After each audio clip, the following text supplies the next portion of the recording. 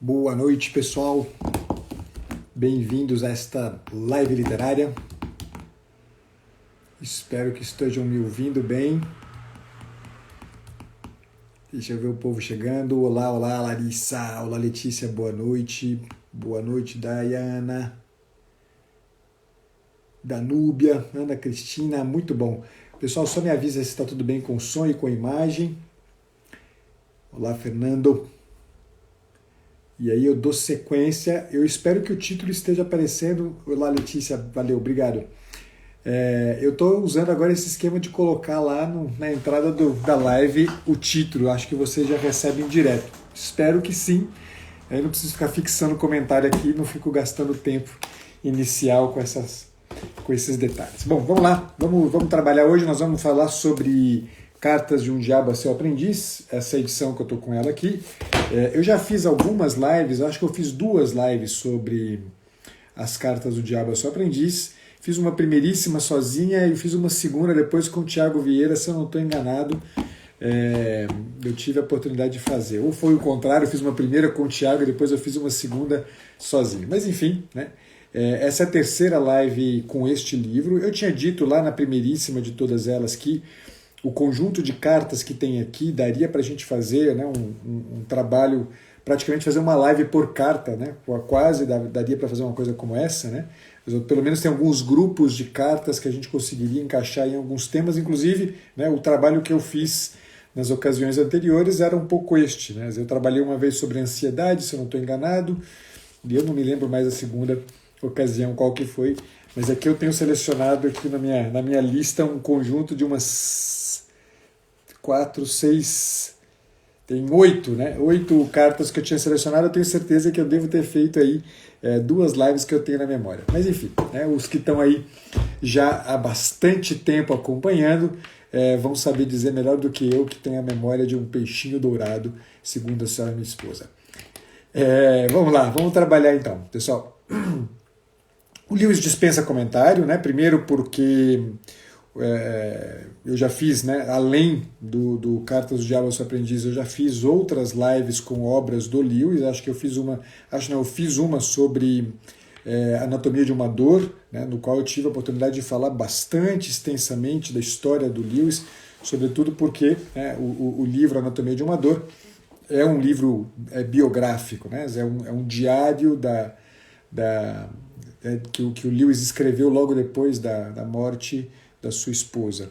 Então eu tive a oportunidade de falar largamente dele, então não vou aqui gastar nenhum minuto falando da biografia do Lewis para vocês, né, que já é um velho conhecido de muitos, né. Com relação também à obra Cartas do Diabo ao Seu Aprendiz, eu vou falar 2 ou 3 palavrinhas aqui só no início, só para poder, né, um pouco trazer a memória de todos vocês. E na sequência eu vou falar das 2 cartas que eu escolhi, tá? Antes, porém, aquele lembrete de sempre que eu digo que eu vou fazer e faço mesmo, né? Lembrar vocês a função da live literária. As lives literárias, elas, né, nasceram como uma proposta para auxiliar os colegas profissionais de psicologia, os psicoterapeutas, naquilo que eu chamo de uma atualização cultural, né? É a possibilidade da gente poder ter a oportunidade de ir retomando, né, a literatura universal de qualidade, né, e formando o nosso próprio imaginário de maneira que a gente seja capaz de escutar o sofrimento daqueles que nos chegam no consultório numa perspectiva humana, né, que é uma das coisas de que as pessoas que sofrem mais sentem falta, né? De forma que, no fim das contas, inclusive, né, e acho que eu tenho visto, inclusive, mais isto do que propriamente profissionais e colegas aqui, né, as lives literárias têm funcionado muito mais e melhor para aqueles que não são, né, psicólogos, mas que se aproveitam da proposta para ir aos poucos, né, também entendendo um pouco mais e melhor as chances, né, as oportunidades de olhar para o próprio sofrimento de uma outra perspectiva, que é uma perspectiva mais humana. Tá? Então a ideia das lives literárias é essa, né? Quer dizer, não é uma live na qual a gente está fazendo um debate sobre literatura Então quem vem aqui procurando uma coisa como essa não vai encontrar, né? Eu não estou aqui fazendo crítica literária, né? Nesse sentido, eu acho que tem gente de muita qualidade fazendo isso na internet. Então a função aqui é muito simples mesmo, né?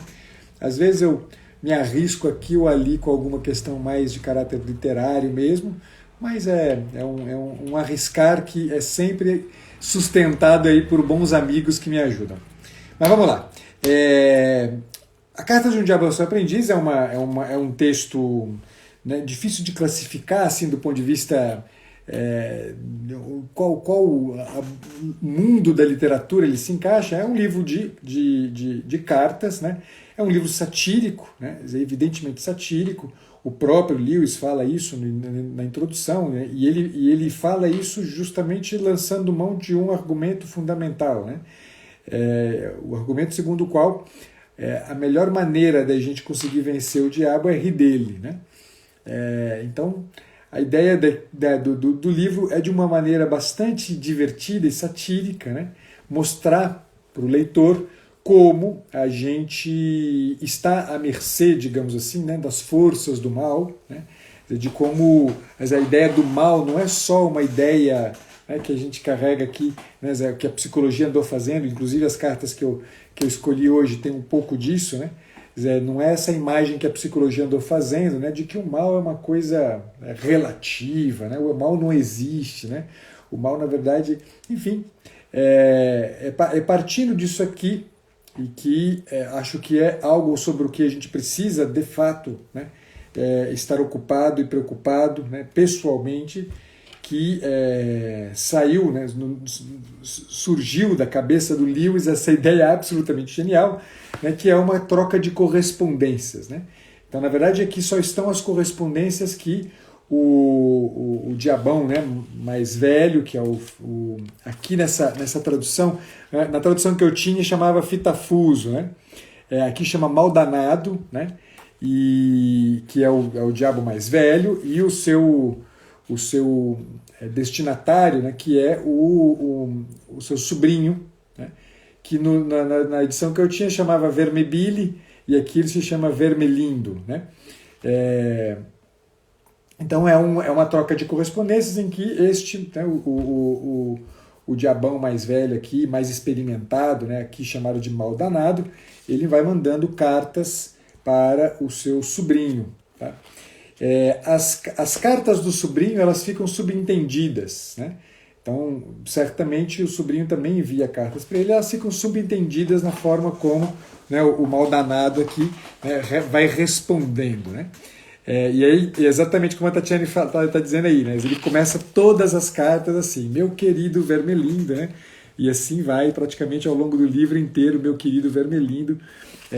Ele vai tratando o próprio sobrinho dessa forma. E acho que no finalzinho ele trata diferente, se eu não estou enganado, mas enfim. Deixa eu só ver como é que é aqui no finalzinho, que eu me lembro que tinha uma diferença.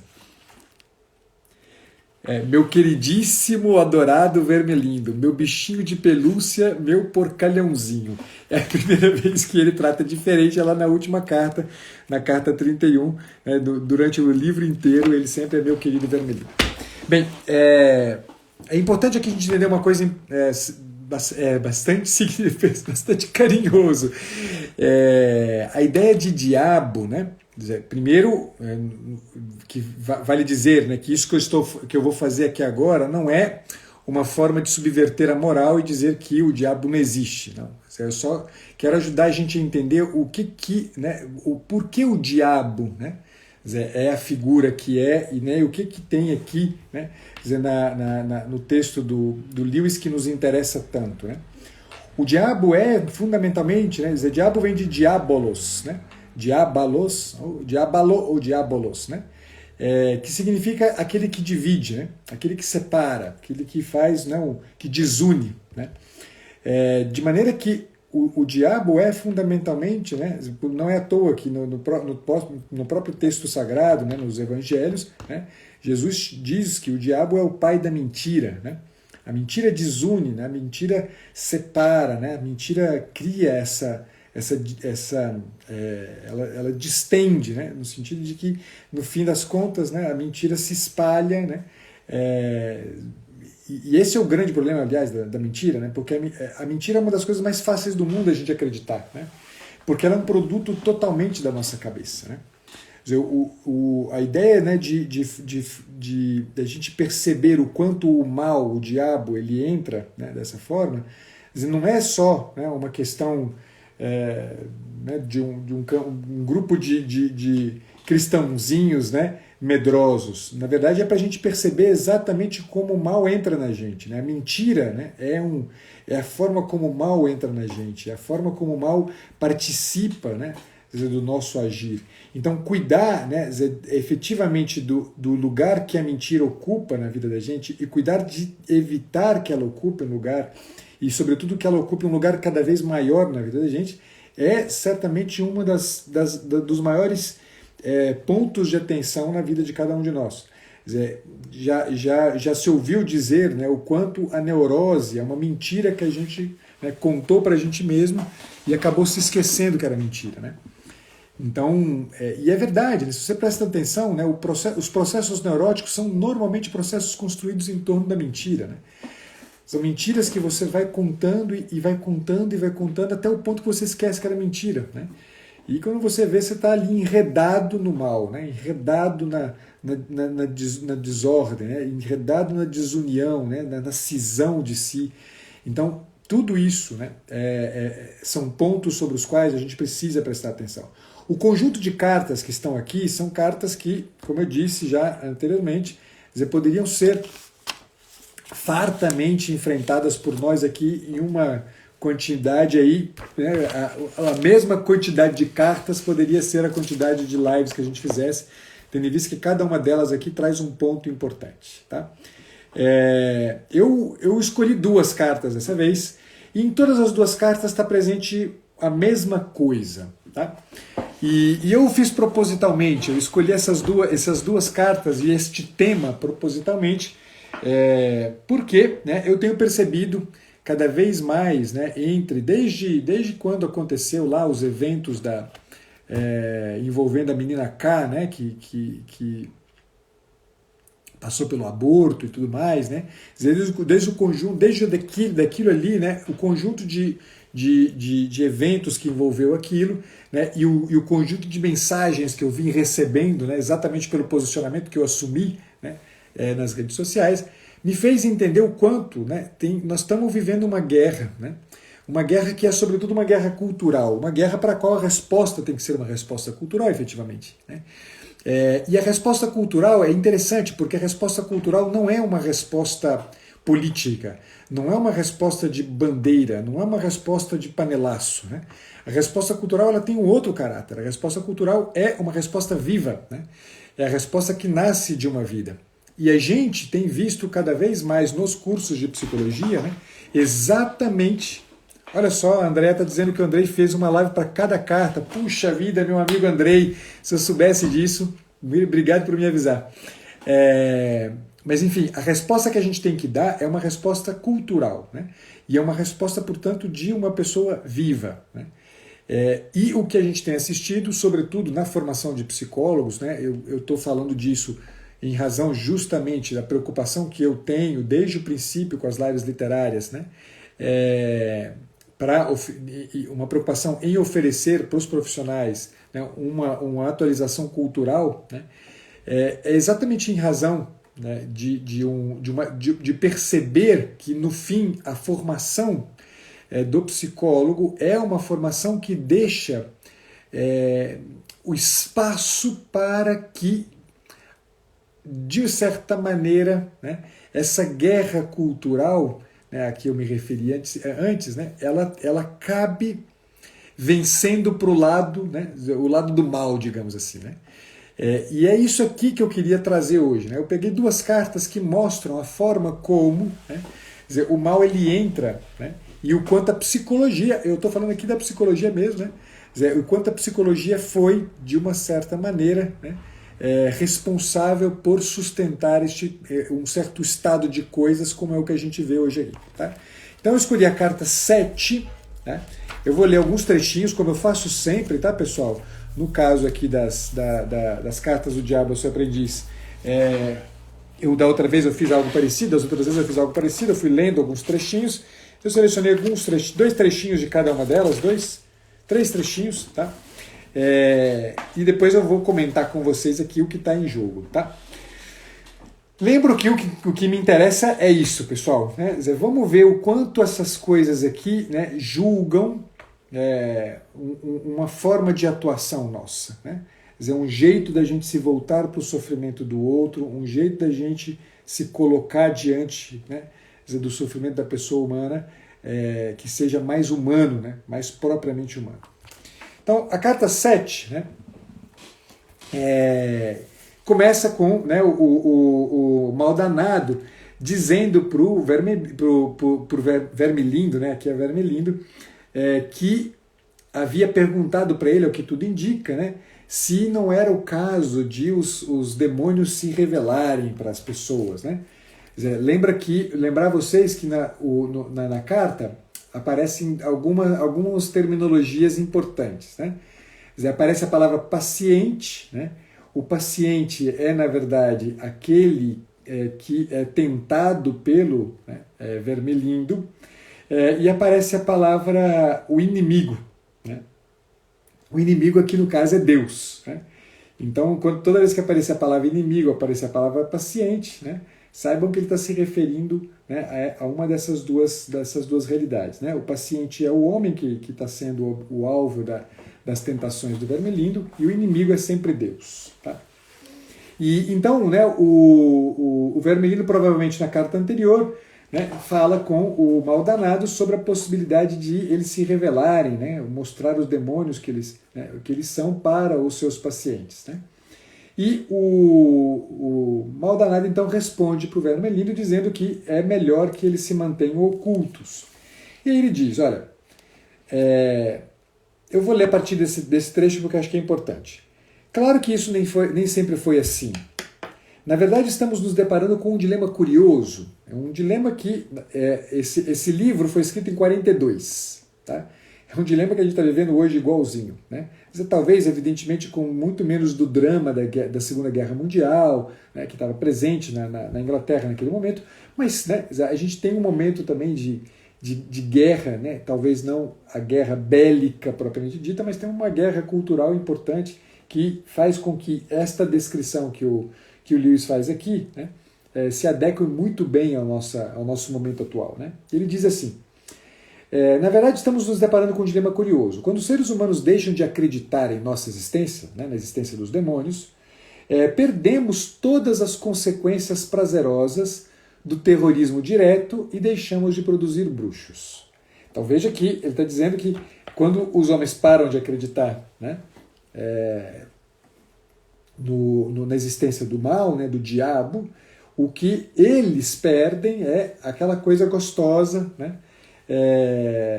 do terrorismo direto e dos bruxos, né? Aquela coisa prazerosa, as consequências prazerosas disso aqui, porque, de uma certa maneira, né, estas figuras, né, são como que os recursos com os quais, né, de uma certa maneira, se torna evidente para a gente, né, que o mal está aí, né? Por outro lado, quando eles acreditam em nós, quando o homem acredita no demônio, né, não temos como torná-los materialistas e céticos. Então, toda vez que o homem acredita no demônio, ele, né, imediatamente ele é como que vacinado contra o materialismo e o ceticismo. Pelo menos por enquanto.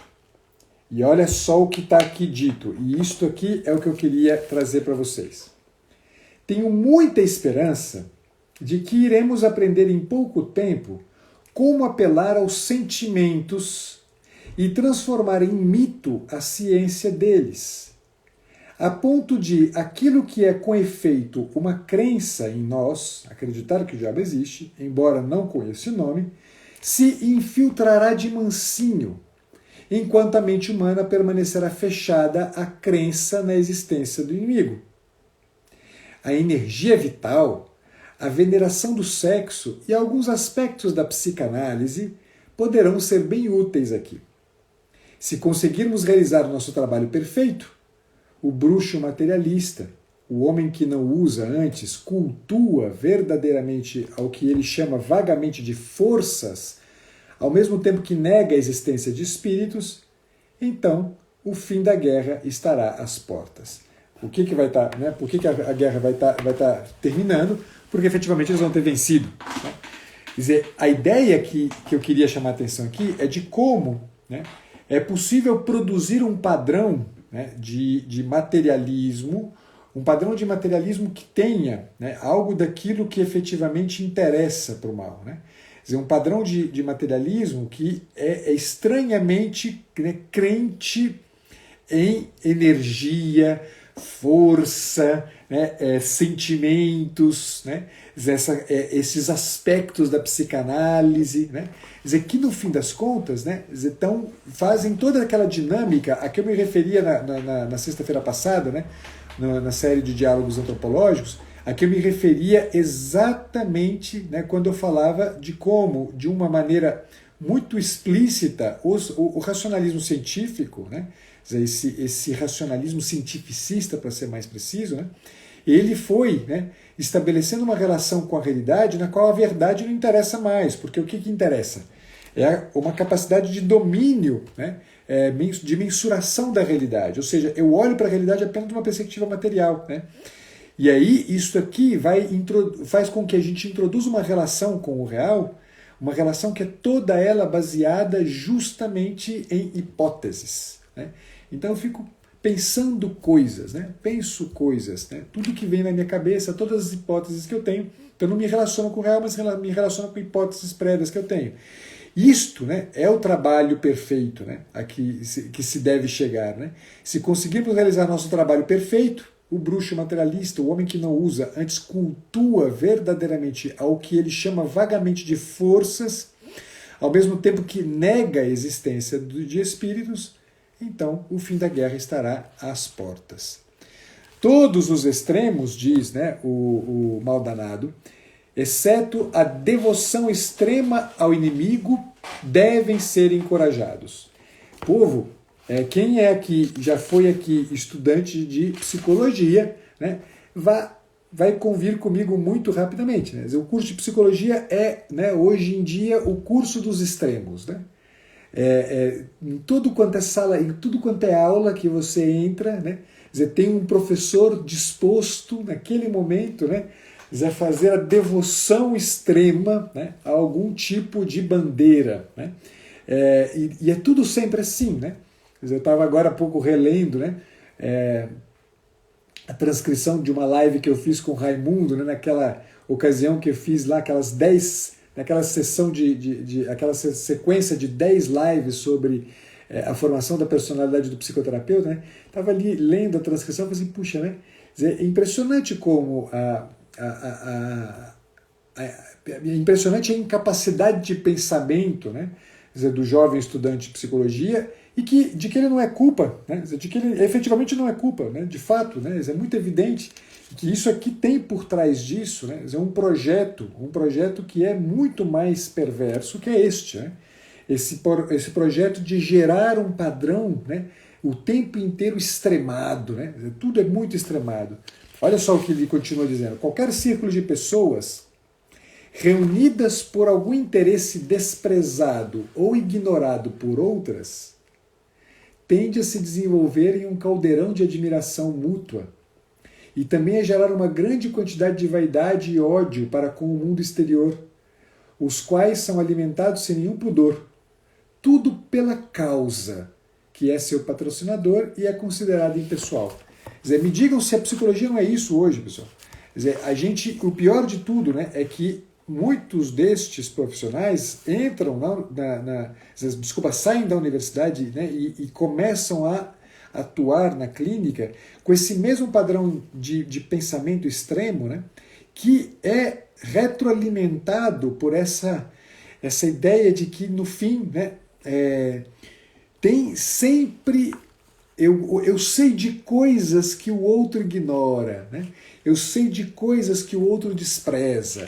Né? Quer dizer, quem não se lembra, como estudante de psicologia, né, quer dizer, da nítida sensação, né, quer dizer, cada vez que você sai de uma aula de behaviorismo e entrava numa aula de psicanálise, né, da nítida sensação de que você era um herege, né?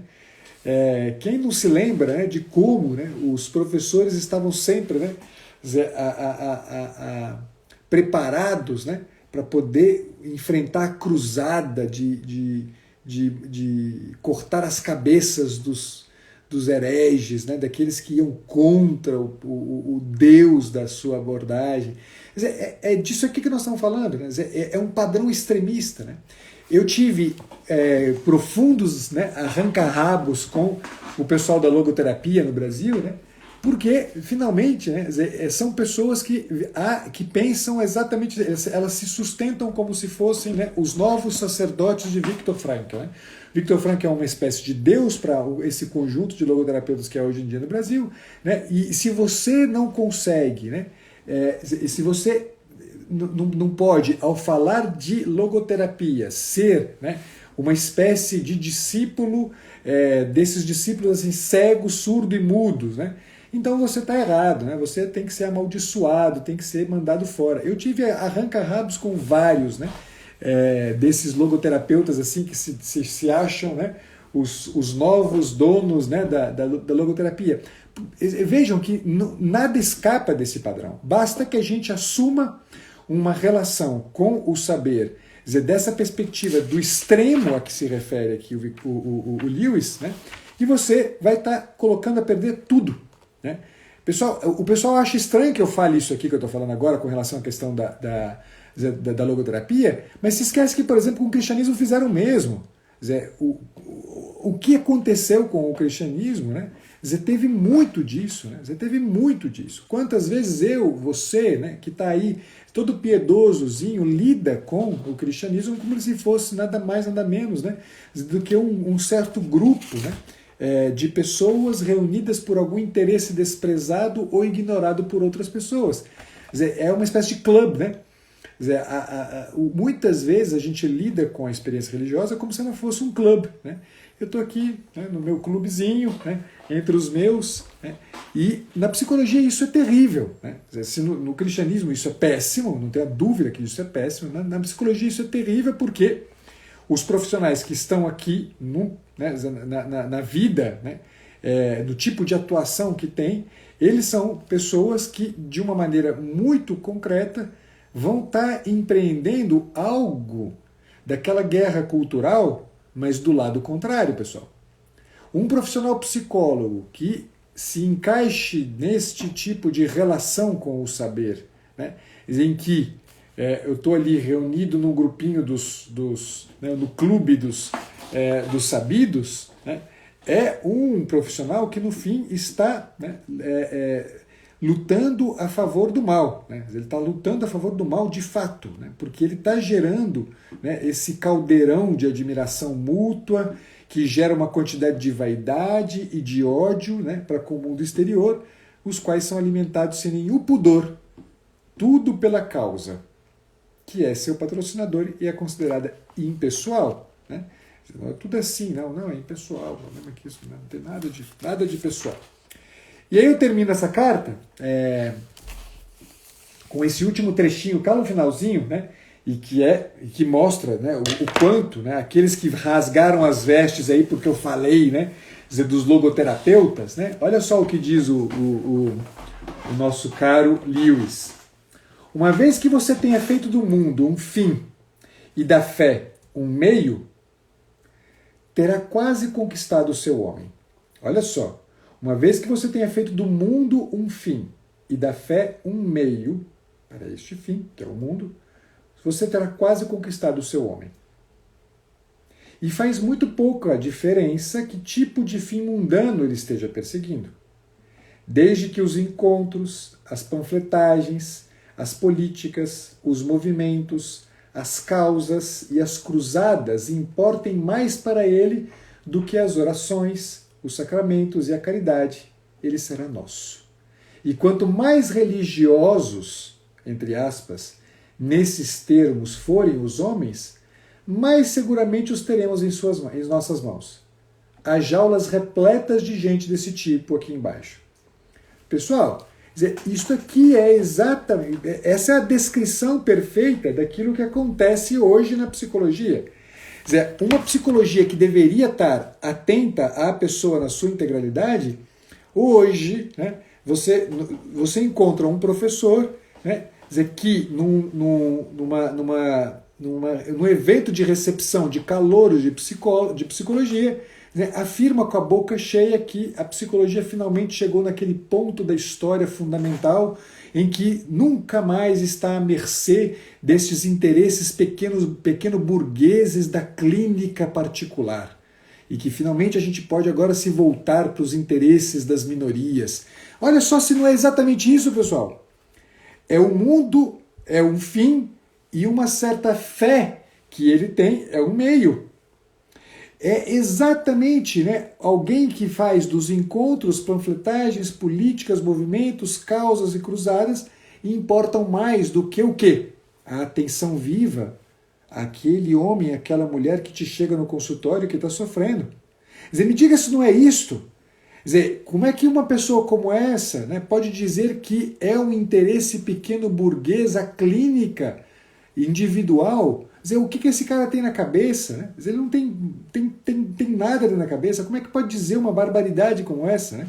Quer dizer, como é que ele pode dizer que a psicologia tem que se voltar para as minorias e ele não olha para a menor de todas as minorias, que é aquele homem, aquela mulher que entrou no teu consultório e que está sofrendo, que é você que está aqui agora me escutando e que está sofrendo para burro? Como é que ele pode dizer uma coisa como essa? Mas no fim, né, soa bem aos ouvidos, né? Soa bem aos ouvidos uma coisa como essa. Você pensa como não soa bem? Como eu, né? Eu estava dizendo para vocês, a briga que eu tive uma feita com um grupo de logoterapeutas desses assim que se acham, né, os reis da cocada preta da logoterapia, foi exatamente porque esses caras estavam querendo se colocar, né, encaixar o Viktor Frankl dentro de um posicionamento ideológico. Eles estavam dizendo que o Viktor Frankl ele era favorável, se ele estivesse, eles usaram essas palavras, se o Viktor Frankl estivesse vivo aqui agora, ele assumiria, isso foi na época da última eleição presidencial, ele estaria tomando a posição X, Y ou Z. Mas, porra, desculpa, mas como assim? Como assim? Quer dizer então que o problema todo se resolve? Quer dizer, você encaixa a vida do outro, né, quer dizer, dentro de algum tipo de movimento, de uma causa, de uma cruzada, de uma política, de uma panfletagem qualquer? É isso que você quer? Quer dizer, é isso que você quer se tornar? É nisso que você quer se tornar como profissional? E me diga você que não é profissional de psicologia, mas que já passou pela mão de algum psicólogo, se, né, ser olhado da perspectiva, né, quer dizer, de um panfleto, né, filtrado por uma causa, por uma cruzada qualquer, se isto aqui te faz de verdade se sentir acompanhado. Me diga se é verdade. Né? É evidente que não, é evidente que não. É uma mentira, né, que se planta, que se vende, né, e que no fim das contas, né, despreza em mim, né, tudo aquilo que me é próprio. Né? Me encaixa dentro de uma perspectiva que é aquela lá do início. Né? Uma perspectiva como aquela do bruxo materialista. Né? Uma perspectiva daquele que cultua verdadeiramente aquilo que ele chama vagamente de forças, ao mesmo tempo que nega veementemente a existência de espíritos. Quer dizer, eu olho para uma força que essa pessoa tem, né? Mas eu nego verdadeiramente aquilo que é propriamente, né, espiritual no outro. Enfim, né, não queria, acabei me alongando mais nessa carta do que eu queria, mas vamos passar para a segunda carta que eu escolhi e que vai na mesma direção do que esta, só que traz aqui algo que é um pouco mais tenso, eu diria, né? Para a questão sobre a qual nós estamos falando aqui.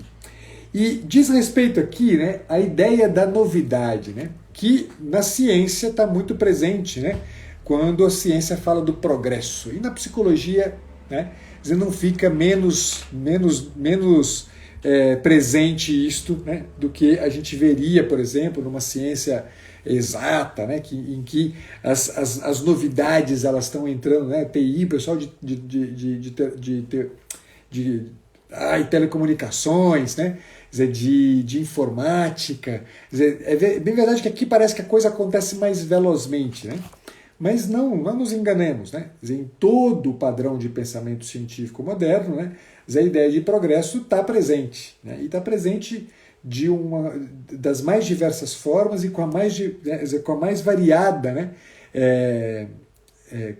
extensão, né, de ocupação, né? Ocupa uma extensão muito variada de ciência para ciência. E na psicologia não está diferente, né? E nessa carta ele fala, que a carta 25, eu não falei o número, ele fala justamente, né, sobre o lugar dessa dicotomia entre, né, a mesma coisa e a permanência, né? Essa ideia de a mesma coisa no sentido de uma reclamação. Puxa, manteve-se de novo, né, a permanência, né? E a permanência propriamente dita, né? Essa ideia de como se, de uma certa maneira, a atenção, né, ao múltiplo seja mais interessante do que a atenção ao particular, né, ao individual, aquela coisa pequenininha. Eu estou só introduzindo a coisa para vocês vão ver aqui agora. Ele começa, eu vou ter que ler esse início porque ele é fenomenal, né, sobretudo porque faz referência a uma outra obra, né? Eu vi inclusive que andaram me sugerindo aí a abolição do homem. Eu não faria uma live sobre a abolição do homem porque não é um texto de literatura, né? Só por isso. Mas enfim, quem sabe, uma hora eu posso até, quem sabe, fazer. Eu gosto muito, é um texto de que eu gosto muito. É um texto que se encaixaria mais numa live pedagógica do que literária. Mas tudo bem. Mas neste trechinho que eu vou ler aqui, né, o Lewis faz referência a um outro livro dele, né, que é O Cristianismo Mero e Simples, e que é muito interessante. Eu vou ler todo o primeiro parágrafo, né, que é interessante mesmo. O verdadeiro problema dessas companhias com as quais o seu paciente convive é que são simplesmente cristãs. Todos eles têm interesses individuais, é claro, mas o laço que os une continua sendo o cristianismo puro e simples. Eu falei médio e simples, não é puro e simples. O que desejamos, se os seres humanos tiverem que se tornar cristãos, olha só, é mantê-los no estado mental que eu chamei de cristianismo e. Você me entendeu? Cristianismo é a crise, cristianismo é a nova psicologia, cristianismo é a nova ordem mundial, cristianismo e a cura pela fé, cristianismo e a pesquisa psíquica, cristianismo e o vegetarianismo, cristianismo e a reforma ortográfica. Se não houver como evitar que eles se tornem cristãos, ao menos faça com que sejam cristãos com um desses diferenciais. Substitua a própria fé por alguma moda com colorido cristão. Trabalhe em cima do horror que eles sentem a mesma coisa de sempre, entre aspas.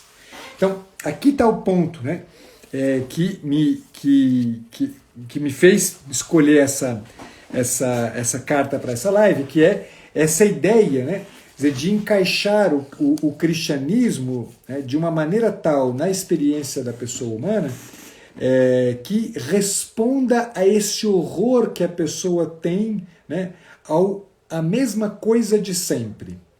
A gente quer sempre a novidade, a gente quer sempre o múltiplo, a gente está o tempo inteiro correndo atrás de um plus, né? Me dá um bônusinho, né? Me dá um bônus aqui, né? A mesma coisa de sempre não está certo, né? Eu preciso consumir alguma coisa de nova, né? E daí ele fala, bom, se não tiver jeito, né, do paciente ser cristão, né, que pelo menos ele seja um cristão né? Cristão é alguma coisa. E isso acontece justamente com, né, isso que eu dizia a respeito da outra carta. Né? Quer dizer, esse jeito de conceber, né, a psicologia como a psicologia das minorias. Né? Outro dia alguém me mandava aqui o áudio de uma aula que ele estava escutando na internet, né, de psicologia da libertação, né, do Inácio Martim Baró. Né? É uma dessas bobagens que a América Latina produziu, já não bastasse, né, a teologia da libertação, né, a América Latina ainda produziu uma bobagem gigantesca chamada, né, Psicologia de la Liberación, Psicologia de la Liberación, né, de um sacerdote jesuíta, né, infelizmente, um sacerdote jesuíta, devo dizer, né, inventou essa história aí, um salvadorenho, um sacerdote que morava em El Salvador e que criou a tal da teologia, né, da psicologia da liberação. Né? Então você tem essa imagem, né, de uma psicologia que, no fim das contas, né, ela se adequa bem ao ideário cristão. Né? E o ideário cristão, que neste caso aqui, né, é um ideário que é esse ideário de atenção ao pobre. Né? Então ele encaixa aqui o pobre. Né? O pobre virou nada mais nada menos do que todas as minorias. Né? Isso virou o pobre para a psicologia moderna. Né? Então não temos mais os pobres, então a gente tem as minorias. Então tem os homossexuais, tem os negros, tem as mulheres, tem isso, tem... A psicologia virou, né, um caldeirão, né, dizer, que no fim está o tempo inteiro lidando com a realidade, né, encaixando de um jeito muito perverso, né, as pessoas dentro de um certo padrão, né, supostamente cristão, ou se a gente não quiser usar a palavra cristão aqui, né, supostamente, né, benevolente, caridoso, atento aos outros. Né, quer dizer, o tempo inteiro a gente está na psicologia lidando com as coisas dessa maneira. Então eu não ouço mais o sujeito, né, eu ouço o grito da minoria. Né, não é a dor daquele sujeito, não. Né, na verdade é o grito daquela minoria. Uma minoria é o caralho, né? Quando eu grito, eu não grito por um grupo, né? Eu grito por mim mesmo, né? Quando eu sinto dor, eu não sinto dor por um grupo, né? Eu sinto dor por mim mesmo. Não é verdade que eu sinto dor por um grupo, né? Ai, porque os escravos... Né? Os escravos, o caralho, o que os escravos têm que ver com o meu sofrimento? Os escravos não têm nada a ver com o meu sofrimento. Ah, é fácil para você dizer isso porque você é branco, né? Pessoal, desculpa, mas é fácil para mim, para você, para qualquer outra pessoa. Ah, você não entende como as pessoas, como os negros sofrem, como os homossexuais são perseguidos. Quer dizer, o tempo inteiro, essa é uma psicologia do politicamente correto, uma psicologia do vitimismo, uma psicologia do mimimi, né? Que se vale de todo um padrão de pensamento que faz a gente acreditar que, de fato, né, o que está por trás desta preocupação, dessa psicologia da libertação, né, é um bem, né, é um bem como aquele bem dos cristãos, é um bem como... só que melhorado, evidentemente, né? Quer dizer, porque não é um cristianismo mero, né, puro e simples, né? É um cristianismo melhorado, é um cristianismo e alguma coisa, né? É um cristianismo com, ainda por cima, toda uma perspectiva psicológica, né, muito bem construída, inteligente, com um elemento de progresso presente. Quer dizer, vejam a loucura em que a gente vai se metendo. Quer dizer, e o mais impressionante é que é uma loucura tão louca que as pessoas não se dão conta, né? Elas vão comprando. Eu tive, né, me lembro de alunos meus que eu entrei em sala de aula, né, em primeiro semestre de psicologia, né, que vinham com uma experiência de tradições religiosas sólidas, né, de famílias, né, experiências que estavam consolidadas nas suas famílias, né, e que depois de 2 semestres na psicologia, né, viravam, né, os perseguidores dos cristãos, né? Quer dizer, o que acontece? Né? Ah, porque eu entendi finalmente, né? Quer dizer, o quanto esse padrão judaico-cristão, patriarcalista, taxista, contabilista e o caralho quatrista, né? Quer dizer, isso aqui destruiu a minha mentalidade e me fez desatento e incapaz de cuidar dos outros. Caramba, desculpa, mas não faz o menor sentido, né? Não faz o menor sentido, né? Quer dizer, esse padrão de pensamento que no fim, né, ele tem tudo o que ver, ele é alimentado na gente por isso, né? Mas mais do mesmo não está certo.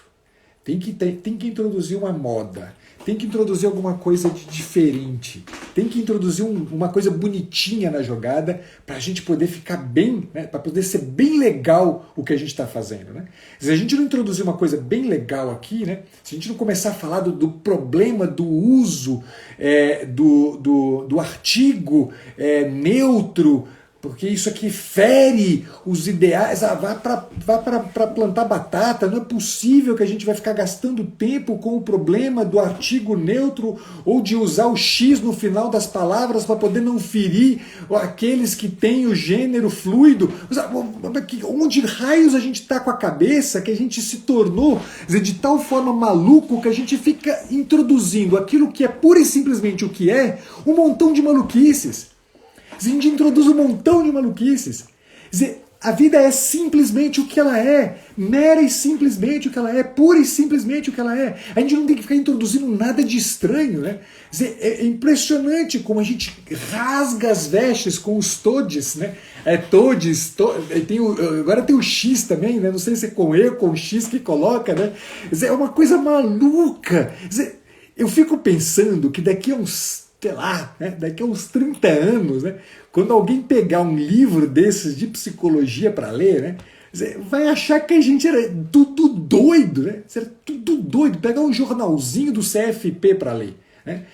Eu fico imaginando alguém, né, eu tinha que colecionar os jornaizinhos do CFP, né, guardar, porque daqui a 30 anos um historiador tinha que ter parar com aquilo, né? É um bando de gente absolutamente maluca. Totalmente maluca, tão descomprometida com a verdade, que, né, usa o recurso de bater, usa um pau para bater em Chico, mas não usa o mesmo pau para bater nos Francisco todos que estão lá do lado deles, né? É uma coisa impressionante, porque se você tem um pouquinho só de amor à verdade, você desmonta, né? Quer dizer, com duas palavras você desmonta esse padrão de funcionamento, né? Quer dizer, maluco, enlouquecido, histérico, né, dessa gente. Mas só que isso vende. São modas, né? São modas que nos vendem. Por quê? Os seres humanos vivem no tempo e experimentam a realidade de forma sequencial. Para vivenciar essa realidade de forma intensiva, portanto, eles devem experimentar muitas coisas diferentes. Em outras palavras, eles devem experimentar a mudança. E essa aqui está o problema, essa coisa da mudança. A gente quer sempre uma coisa nova, né? A gente precisa de uma coisa nova, precisa de alguém que vem trazer alguma coisa nova para a gente o tempo inteiro, né? E povo, desculpa, né? A vida é velha, né? A vida é velha demais na conta, a forma de funcionamento da vida é muito velha, né? Nada mudou, né? Nada mudou. Ai, não, porque nós progredimos, a ciência moderna trouxe progresso, o escambau que trouxe progresso. A ciência moderna trouxe a barbárie, né? Quer dizer, ela coincide com a barbárie, porque ela é o fim da vida, né? Quer dizer, a ciência moderna trouxe, no fundo, o fim da vida. Ela não trouxe progresso. O que ela chama de progresso? Quer dizer, ela se substitui à vida, ela se substituiu à cultura, ela se substituiu aquilo que as pessoas comuns, numa perspectiva pré-científica, faziam e tornou-as ignorantes, quer dizer, tornou-as profundamente ignorantes.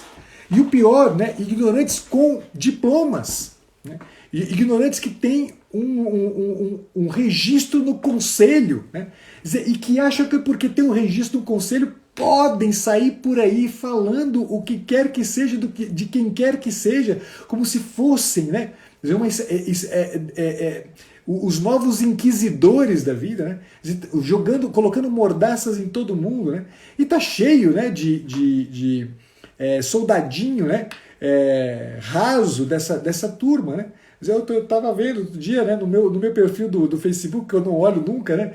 Tem um lá, coitado, né, que resolveu se levantar como o cruzado, né? O cruzado contra as maldades do doutor Pacheco. Né? O doutor Pacheco que está dando cursos para psicólogos e não tem o CRP.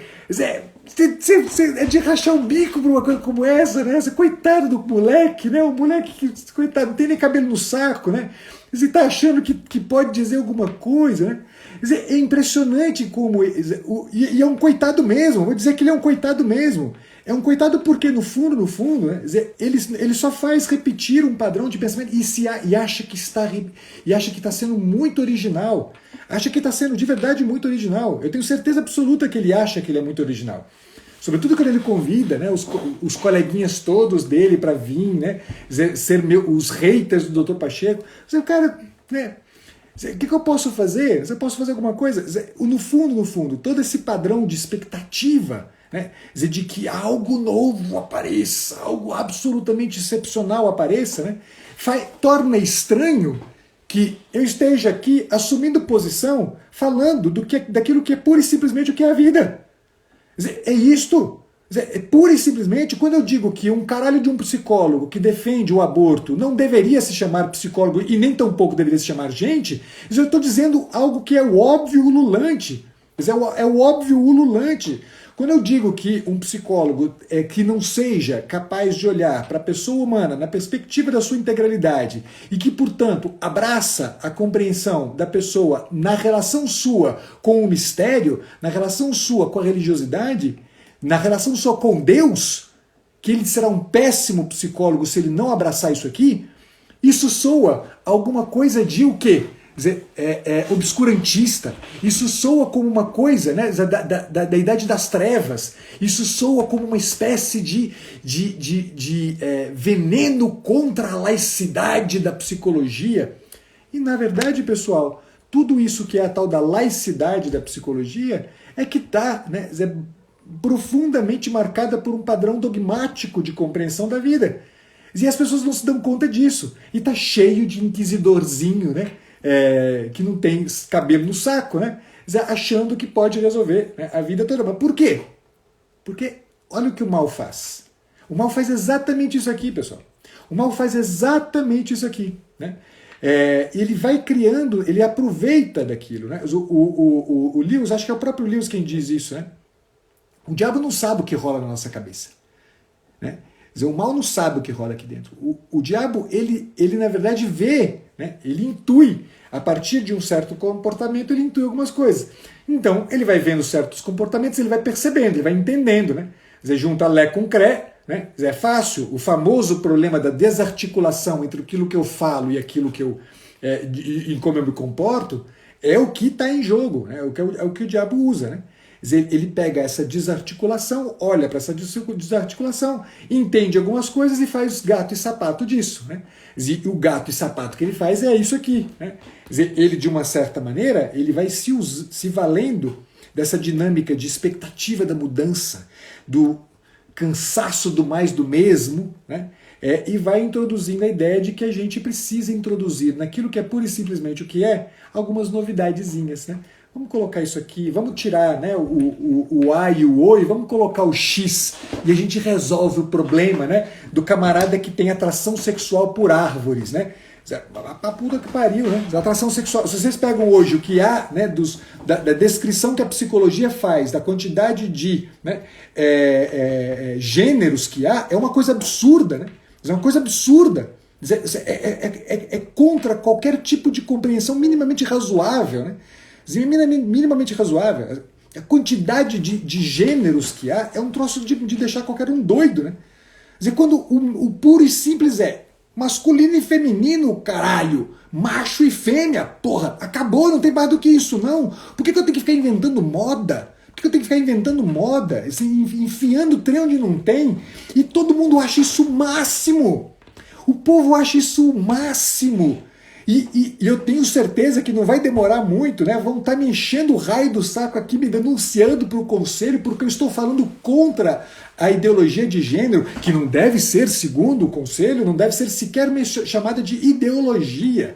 Deve ser chamada de teoria de gênero. Vá pra porra! Onde é que tem teoria nessa merda desse negócio de... Quer dizer, a coisa vai toda sendo gestada de uma maneira tal que gera nas pessoas, né, a sensação de que, ufa, finalmente alguém está respondendo ao anseio que eu tenho de que a vida não seja só mais do mesmo. E que bom que isso ainda é, além de tudo, né, cientificamente comprovado e ainda com a assinatura do Conselho Regional de Psicologia, do Conselho de Psicologia. Genial, né? É o melhor dos mundos pro bando de otário e de imbecil que a gente é. É o melhor dos mundos. E se a gente não tem um imaginário bem formado, povo, o que vai acontecer com a gente? A falta de um imaginário bem formado nos faz nos conformar tranquilamente à primeira pessoa que aparece. Por quê? Porque a gente tem isso. Os seres humanos vivem no tempo e experimentam a realidade de forma sequencial. E por isso não aguentam ficar sem a mudança. Quer dizer, não aguentam viver sem a mudança. Essa aqui, né? Quer dizer, essa coisa que é a coisa que a gente precisa ter com uma clareza gigante. Quer dizer, se a gente não... E eu digo, por que isso interessa para qualquer um dos que aqui está? Para além da crítica toda que eu estou fazendo à psicologia, isso interessa para qualquer um dos que aqui está. Porque este padrão é o padrão que a gente tem, povo. A gente se engana por isso. A gente se deixa enganar, no fim das contas, por isso. Por isso que eu dizia para vocês naquelas lives sobre a plenitude que a culpa não é de vocês. A culpa não é de vocês, rigorosamente falando, não. Mas tem o mal que se vale disso, usa isso e vende pra gente, né, o peixe que a gente quer comprar. E a gente não se dá conta que a gente está comprando, no fundo, né, um peixe que subverte a que subverte a moral, me desculpa, né? Quer dizer, e é mortal, né? Quer dizer, isso aqui é terrível. Quer dizer, essa subversão da moral que a psicologia gerou, né, deixou como legado para a gente, né, na contemporaneidade, é certamente algo que a gente tem que ter uma baita preocupação. E como é que a gente corrige isso? Não vai ser levantando uma bandeira a mais. Não vai ser fazendo panelaço. A gente subverte isso aqui, pessoal, de fato numa perspectiva cultural. Forma a mentalidade. Formando uma mentalidade, formando um imaginário, uma mentalidade aberta, uma mentalidade capaz de olhar para a realidade e não ter medo da realidade e não ficar fugindo da realidade. É isto que a gente precisa. Quer dizer, é formando cultura, a revolução, a mudança, ela vai ser cultural de fato. Ou seja, as pessoas precisam estar vivas de novo, povo. Todo mundo precisa estar vivo outra vez. Quer dizer, é o que está faltando, a gente precisa estar vivo outra vez. Acabou, a gente está meio que morto. E a gente está morto de um jeito terrível. Não podemos mais deixar isso acontecer. A gente não pode se deixar levar por esse bando de gente que são totalmente insanos, incapazes de olhar para aquilo que vocês anseiam de fato. Porque o que a gente anseia de fato não é a mudança pela mudança. É, na verdade, a surpresa. Aquilo que a gente anseia de fato está aqui, ó. Que é o que eu queria... Olha só. O inimigo é Deus, ama obviedades. De acordo com o seu plano de ação, ele quer que as pessoas, até onde vejo, façam perguntas bem simples. É justo? É prudente? É possível? Agora, se pudermos fazer com que persistam perguntando, isso está de acordo com a tendência geral do nosso tempo? É progressista ou é reacionário? É para essa direção que a história caminha? Se a gente fizer com que as pessoas continuem se perguntando isso, elas vão negligenciar as questões relevantes. E as questões relevantes, por incrível que pareça, né, eu acabei pulando uma parte que seria importante para entender o raciocínio que eu queria fazer aqui. Eu não me lembro mais onde que está. Pode ser que eu tenha pulado cá para trás. Que é um momento que o Lewis fala que, no fim, parece que Deus é um pouco hedonista, né? Ele criou algo parecido com aquilo que a gente poderia chamar de hedonismo. Por quê? Porque, pessoal, sim, né, é verdade que, né, aquilo que há em nós essa ideia da temporalidade, de viver a vida na sequencialidade, é claro que isso gera na gente um padrão de atenção à mudança. É claro. E é claro que esse padrão de atenção à mudança, ele é prazeroso em nós. Né? Dizer, ver a mudança é prazeroso. A gente vê a mudança das coisas.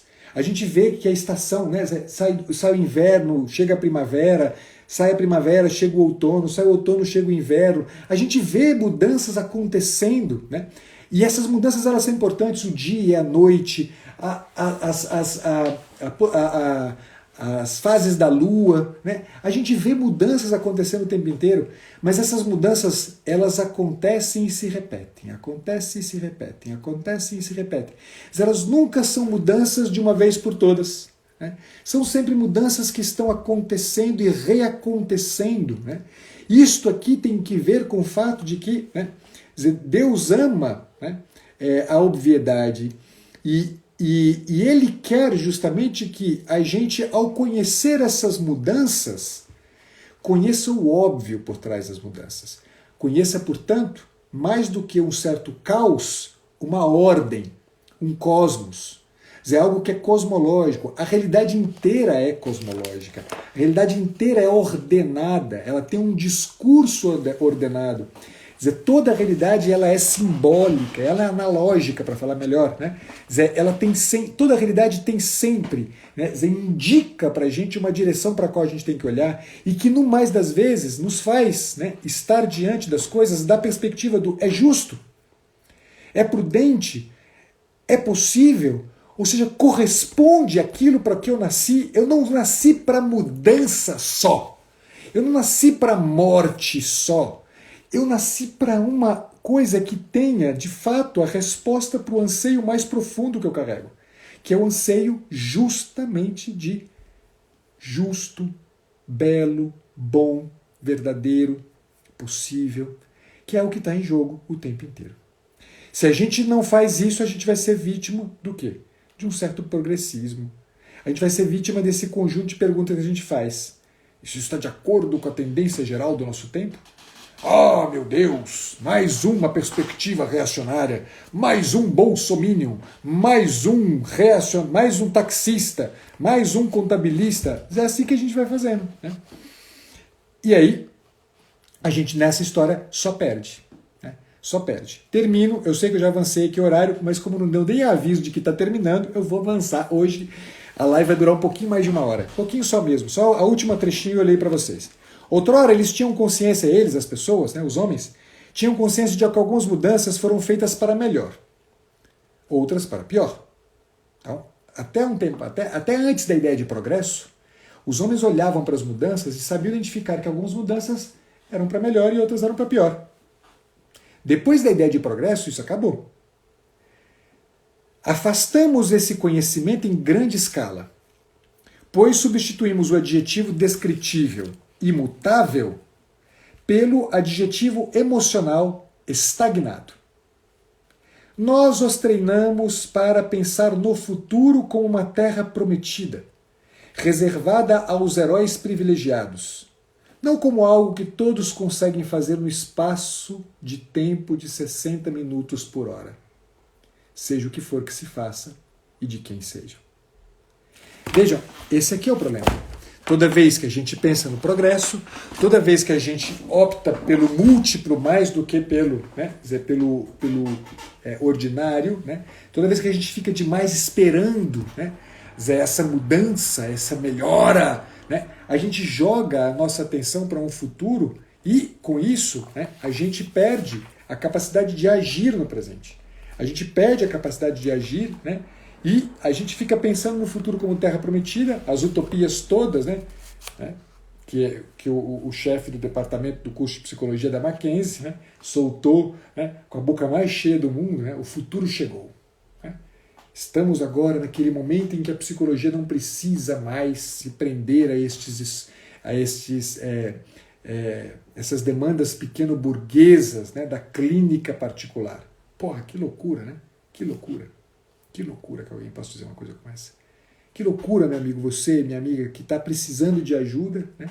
Saber que hoje um exército de descabeçados sai da universidade, formando-se em psicologia, pensando desse jeito. Que loucura, né? Amanhã o teu filho, a tua filha vai estar na mão de profissionais assim.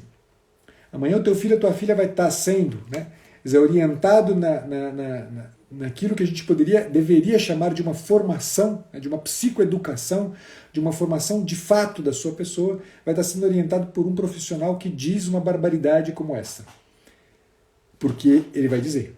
Por que ele vai dizer? Porque ele acredita no progresso. Porque ele acredita que finalmente, um belo dia, vão acabar todas as diferenças. E a gente não vai precisar mais usar o artigo definido masculino e o artigo definido feminino, e a gente vai poder usar o X, finalmente. E acabou. Todas as pessoas serão livres, e ninguém mais vai sofrer, e ninguém mais vai ficar triste, e ninguém mais vai precisar de... É assim que eles pensam. E eles se acham, exatamente, muito obrigado, Valéria, eles se acham dessa forma o próprio Deus. Esta é a grande questão. E o pior de tudo, Valéria, é que eles não sabem que eles se acham o próprio Deus. E o que me faz, né, o que me faz crer que é o que me faz crer, não, isso é evidentemente mais grave. Porque eles não saibam que eles se acham o próprio Deus, é o sinal mais evidente de que eles são, para eles mesmos, eles são o próprio Deus. Eles podem definir tudo o que eles quiserem. Eles se colocaram acima do bem e do mal. Eles podem dizer para mim, dizer para você, dizer para qualquer pessoa que essa fé que você tem é o problema, é por causa da tua fé que você está sofrendo. Essa culpa judaico-cristã que você carrega que está acabando com a tua vida.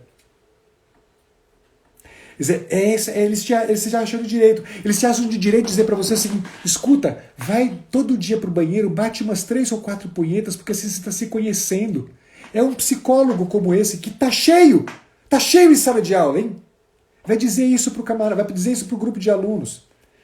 Se masturbar é uma forma de se conhecer. Por que esse problema? Putz, você está com alguma dificuldade. Por que essa culpa judaico-cristã com a sua masturbação? É isso que eles estão fazendo. Eles se acham acima do bem e do mal. Eles se acham no direito de dizer, não, isso, por que fica... Olha só o que o cristianismo fez. Chama de pecado a masturbação. Desculpa. E o que esse cara está fazendo ao dizer que isso não é pecado? Que lugar é esse que ele entra ao dizer que isso não é pecado? Que lugar é esse que ele entra? O que ele está querendo com isso? Estabelecer-se em que posto da realidade? É assim. É esse mesmo psicólogo que vai chegar para você e vai falar assim, escuta, mas se não está bem o teu relacionamento com a tua esposa, por que você não vai? Né? Quer dizer, não vai pegar uma coisa diferente? Né? Por que você não vai tentar? É esse mesmo psicólogo que quando você chega lá no consultório dele com uma puta de uma dúvida que é para você autêntica, uma dor acerca do teu sofrimento com o teu relacionamento com a tua esposa, com o teu esposo, é o mesmo profissional que vai te incentivar a se divorciar, falando para você que o relacionamento é tóxico. É o mesmo profissional. É o mesmo profissional que se coloca acima do bem e do mal. É o mesmo profissional que fica dizendo para você que tudo não passa de um problema com o teu pai. E assim, perpetua-se um padrão de relacionamento que é exatamente aquele que é desejado pelo mal. Exatamente aquele que é desejado pelo mal.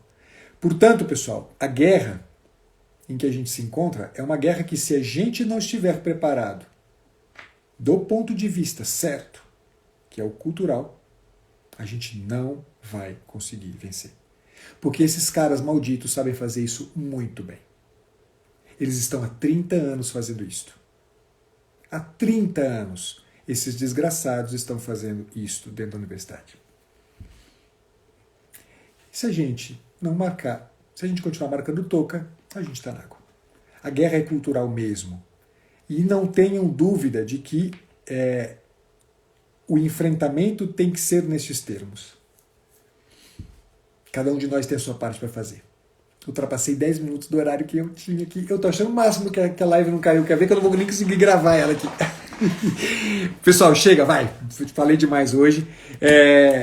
Fica aí então a dica. É um belo texto para ler. Quem não leu, né? Cartas de um Diabo ao Seu Aprendiz, vale muito a pena de ler. Já me disseram agora, e faço propaganda aqui porque uma coisa como essa precisa saber, né? O Andrei, né? O Psi Andrei, depois alguém pode marcar ele aí, diz que ele fez uma sequência com todas as cartas, né? Uma análise de todas as cartas, excelente saber disso. Eu posso até dizer para vocês aqui que muito certamente a análise que o Andrei fez é muito melhor do que as que eu andei fazendo aí, das 8 ou 10 cartas que eu trouxe para vocês aqui ao longo dessas lives, né? Acho que essa foi a terceira live que eu fiz sobre essa obra. Então, sabendo que tem um projeto como esse, não sei se o Andrei disponibilizou, nem sei se ele está aqui. Se alguém sabe que ele está aqui, se ele está aqui, eu não vi nenhuma vez. Mas, enfim, né? Procurem depois o Psi Andrei, porque esse é um material que vale a pena conhecer. Se você não teve a oportunidade de ler, leia. Lucas, eu vou pensar sobre a abolição do homem. É porque é um texto que é menos de literatura, mas vamos lá, vou pensar. É um texto que eu gosto muito, vou te dizer que eu gosto muito de verdade. Chega, povo, tô achando o máximo essa história de live que não termina mais. Se eu continuar falando aqui, eu não paro mais. Chega, deixa eu dar tchau pra vocês. Fiquem com Deus. Sexta-feira, encontro marcado às 2 horas da tarde com diálogos antropológicos. A gente vai avançar. Falamos na última sexta-feira sobre a definição clássica de pessoa do Boécio. Estamos falando, na verdade, da definição clássica de pessoa do Boécio. E a gente vai dar continuidade na próxima sexta-feira agora. Desculpa. Não, enfim. Eu vou confirmar para vocês se vai ter ou não vai ter sexta-feira, que eu me lembrei que tem uma coisa que está para acontecer na sexta-feira. Mas eu vou confirmar. Eu acho que eu consigo fazer sim. Mas enfim, se tiver alguma mudança de planos, eu aviso para vocês. Tchau! Fiquem com Deus, boa semana para vocês.